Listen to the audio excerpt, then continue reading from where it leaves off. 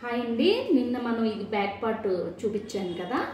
Back part ఇక్కడ మనం shoulder, ఇక్కడ నేను 1 ఇంచ్ కావాలనుకుంటున్నాను. షోల్డర్ 1 ఇంచ్ అంటే మనం 2 ఇంచెస్ తీసుకోవాలి.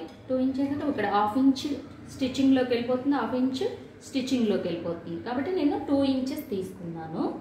తర్వాత ఇక్కడ ఫ్రంట్ పార్ట్ చూద్దాం. మనం ఫ్రంట్ పార్ట్కి నేను ఫస్ట్ ఇక్కడ స్ట్రైట్ లైన్ తీసుకున్నాను. స్ట్రైట్ లైన్ తీసుకున్నాక మన షోల్డర్ ఎంత, మీ షోల్డర్ ఎంత ఉంటే అంత అంది ఆఫ్ చేయండి. ఆఫ్ చేస్తే ఎంత, నాది 14.5. 14.5 అంటే దాన్ని ఆఫ్ చేస్తే 7.2 మనకి ఇక్కడ వచ్చేసింది. 7.2 ఇట్లా మార్క్ చేసుకోండి. నెక్స్ట్ ఇక్కడ నుండి ఇక్కడికి 2.5 మార్క్ చేసుకోవాలి. ఎవరికైనా ఏ సైజ్ వాళ్ళకైనా 2.5 మార్క్ చేయాలి. నెక్స్ట్ ఇక్కడ నుంచి ఇక్కడికి 1 ఇంచ్ మార్క్ డౌన్ తీసుకోండి. 1 ఇంచ్ డౌన్ తీసుకొని ఒక మార్క్ గీయండి.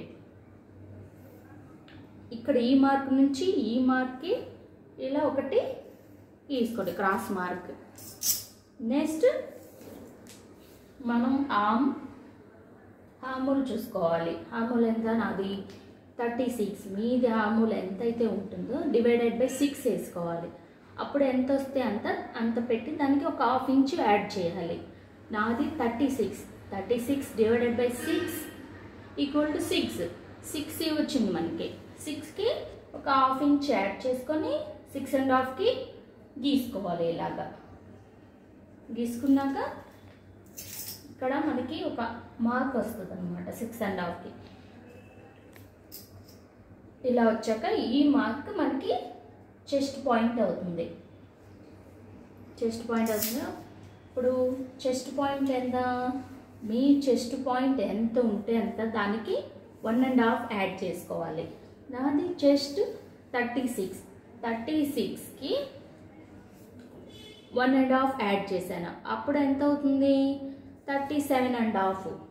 37.5 డివైడెడ్ బై 4 ఎంత అవుతే అంత ఇక్కడ మార్క్ చేసుకోవాలి.